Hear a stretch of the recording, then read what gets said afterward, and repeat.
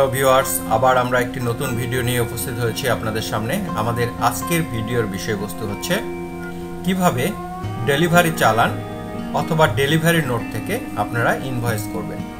আপনারা এর আগের ভিডিওতে দেখেছেন কিভাবে শুধুমাত্র ইনভয়েস করা যায়। এরপরে আমরা দেখেছি সেলস অর্ডার থেকে ডেলিভারি চালান।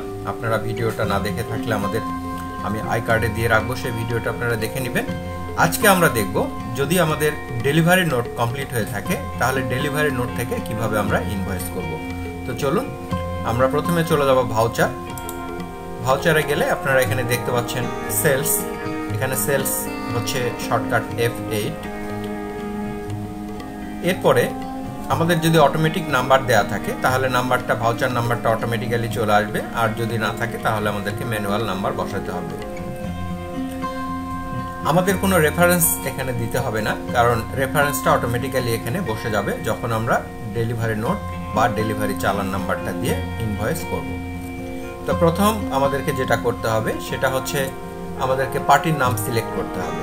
আমাদের এখানে ABC, তার কাছে আমরা ডেলিভারি করেছি। আমি যদি এই পার্টির নাম সিলেক্ট করে একটা এন্টার প্রেস করি, দেখুন তার কাছে কতগুলো আমি ডেলিভারি নোট বা ডেলিভারি চালান করেছি সেগুলো কিন্তু আমি এখানে দেখতে পাচ্ছি। এর মধ্যে থেকে যদি আমি শুধু একটা ডেলিভারি নোটের জন্য ইনভয়েস করতে চাই তাহলে আমি একটা সিলেক্ট করব, অথবা আমি যদি দুটোর জন্য যদি একটা ইনভয়েস করতে চাই সেটাও কিন্তু আমি করতে পারবো।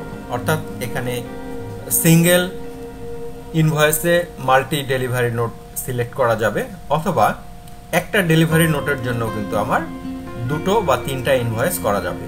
যেমন মনে করুন যে আমার একটা ডেলিভারি নোটে দুটো আইটেম আছে, কিন্তু কোনো কারণে একটা আইটেম নিয়ে আমাদের অবজেকশন আছে, তাহলে কিন্তু আমি ডেলিভারি নোট করার সময় ডেলিভারি নোট থেকে যখন আমি ইনভয়েস করব তখন আমার দুটো প্রোডাক্টের জায়গায় আমি একটা প্রোডাক্ট সিলেক্ট করে ইনভয়েস করতে পারবো। তো চলুন আমরা দেখি এখানে ইন্ডিভিজুয়ালি একটা ডেলিভারি নোট থেকে আমরা একটা ইনভয়েস কিভাবে করব। তো আমরা এখানে সিলেক্ট করে দিচ্ছি নাম্বার 1। এই নাম্বার 1 ডেলিভারি নোটটা আমি যখন এখানে সিলেক্ট করে দিব, দেওয়ার পরে এন্টার দিয়ে আমাকে আর কিছু করতে হবে না। এখানে বাকি যে ইনফরমেশনগুলো রয়েছে সেই ইনফরমেশনগুলো অপশনাল, যদি আমাদের প্রয়োজন হয় সেগুলো আমরা ইনপুট করতে পারি। আমরা যখন ভাউচার প্রিন্ট করব তখন কিন্তু আমাদের এগুলো শো করবে। এবং দেখুন এখানে পাশাপাশি আমাদের অর্ডার নাম্বারটা অটোমেটিক্যালি চলে এসেছে, যেহেতু আমরা এখানে আগে অর্ডার থেকেই আমরা কিন্তু ডেলিভারি নোটটা করেছি।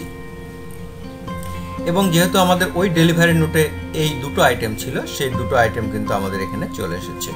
আইটেম 1 আমি যদি এখানে এন্টার মারি, আমার ডেলিভারি নোট নাম্বার 1 শো করছে। আবার আমি যদি একটা এন্টার দিই তাহলে সেই ডেলিভারি নোটে আমার কতগুলো কোয়ান্টিটি ছিল সেটা চলে এসেছে। আমি এখানে রেট দিয়েছিলাম, সেই রেটগুলো আমরা এখানে দেখতে পাচ্ছি। এবং আবার একটা যদি এন্টার করি তাহলে আমাকে এখানে এন্ড অফ লিস্টে চলে এসেছে, অর্থাৎ এই আইটেম বা আইটেম 1 এর জন্য এখানে যে আমরা দেখতে পাচ্ছি আইটেম 1, এই আইটেম 1 এর জন্য আমাদের কাজ শেষ হয়ে গেল। এরপর আমি যদি আবার একটা এন্টার দিই তাহলে এখানে আমাদের সেলস লেজারটা আসবে। যেহেতু আমরা কমন লেজার এখানে আমরা ইউজ করি নাই, ইন্ডিভিজুয়াল লেজার, অতএব প্রতিটা আইটেমের পরে কিন্তু আমাদের সেলস লেজারটা আসবে। এরপরে আবার আমি একটা যদি এন্টার করি তাহলে আমার এখানে আইটেম 2 আমি দেখতে পাচ্ছি। ঠিক একইভাবে আইটেম 2 আমি সিলেক্ট করছি ট্র্যাকিং নাম্বার 1 এর জন্য, এবং এন্টার প্রেস করে কোয়ান্টিটি চলে এসেছে। কোয়ান্টিটির পরে রেটটা অটোমেটিক্যালি চলে এসেছে।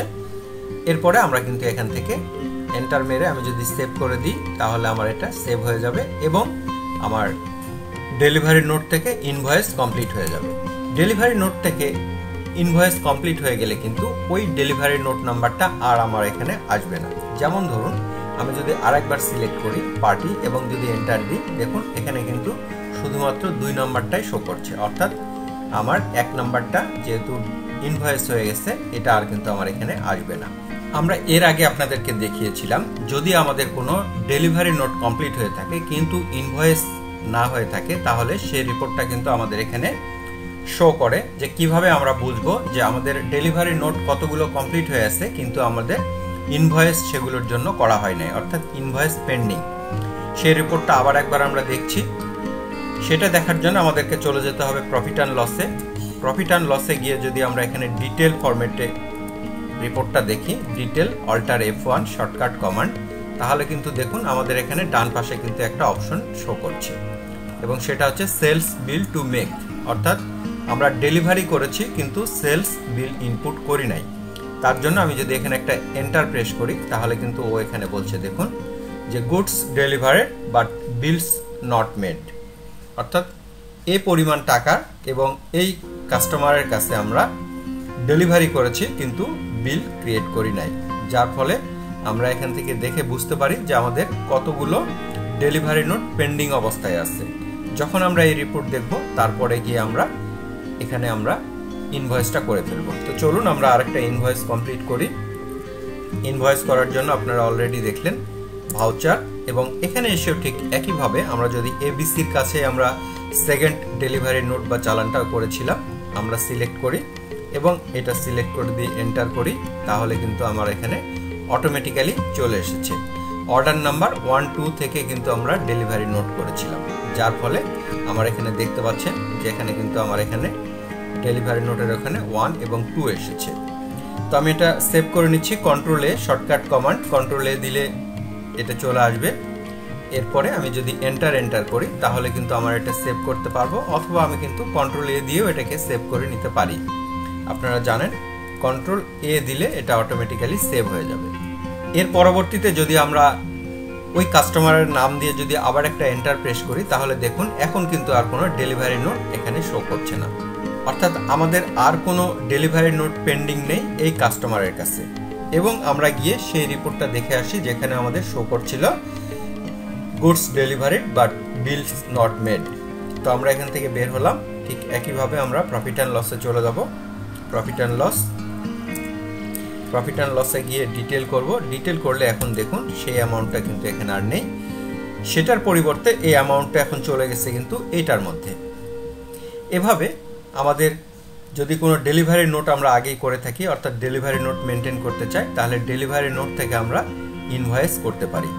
এইবারে আমরা দেখব যে আমরা ডেলিভারি নোট থেকে যদি আমরা ইনভয়েস করি তাহলে তার ইনভয়েসের ফরম্যাটটা কীরকম হয়।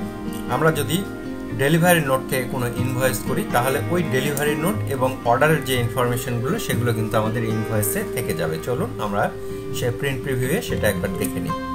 আমরা চলে আসলাম ডে বুকে। ডে বুক থেকে আমরা যে সেলসগুলো করেছি সেই সেলসের ইনফরমেশন এখানে রয়েছে। এটাকে যদি আমরা প্রিন্ট ফরম্যাটে দেখতে চাই, প্রিন্ট কমান্ড দিলাম এবং কারেন্ট দিলাম আমি এখানে। এরপরে যদি আমরা প্রিভিউ দেখি তাহলে কিন্তু আমাদের এখানে দেখুন ডিটেল শো করছে। আমাদের প্রথমে শো করছে আমাদের ইনভয়েস নাম্বার কত এবং ইনভয়েসের ডেট কত, এরপরে ডেলিভারি নোট নাম্বার কত, সেই ডেলিভারি নোটের নাম্বারটা যদিও বা আরেকটা প্লেসে শো করছে ডেলিভারি নোট ডেট। এরপরে শো করছে বায়ার অর্ডার নাম্বার, অর্থাৎ কোন অর্ডারের এগেইনস্টে আমরা সেই ডেলিভারি নোটটা করেছি এবং সেটার এগেইনস্টেই কিন্তু আমাদের এই ইনভয়েসটা হয়েছে এবং সেই ডেট। এই কলামগুলো আমরা যা দেখতে পাচ্ছি এই কলামগুলো কিন্তু আমরা অফ অন করে রাখতে পারি প্রিন্টিং এর সময়। এবং এখানে দেখতে পাচ্ছেন আপনারা কনসাইনি নেম এবং বায়ার নাম, এখানে আমরা অ্যাড্রেস দিয়ে রাখলে সেই অ্যাড্রেসগুলো শো করবে এবং আমাদের কোম্পানির নেমটা আমরা যদি এখানে দিয়ে রাখতাম এবং লোগো আমরা সেট করতে চাই সেটাও কিন্তু এখানে শো করবে। কিভাবে লোগো শো করে সেটার আমাদের আলাদা একটা ভিডিও আছে, সেখান থেকে আপনারা দেখে নিতে পারেন। এবং আমাদের ইনভয়েসের ফরম্যাটটা হচ্ছে এরকম, এটা হচ্ছে আমাদের জেনারেল ইনভয়েসের ওভারঅল ফরম্যাট। এভাবে আমাদের একটা অর্ডার থেকে ডেলিভারি নোট এবং ডেলিভারি নোট থেকে ইনভয়েস করতে পারি। তো এই ছিল আমাদের ভিডিওর বিষয়বস্তু। যদি ভিডিওগুলো আপনাদের ভালো লেগে থাকে তাহলে আপনারা লাইক, কমেন্টস এবং সাবস্ক্রাইব করবেন পরবর্তী ভিডিও পাওয়ার জন্য। ধন্যবাদ সবাইকে সঙ্গে থাকার জন্য।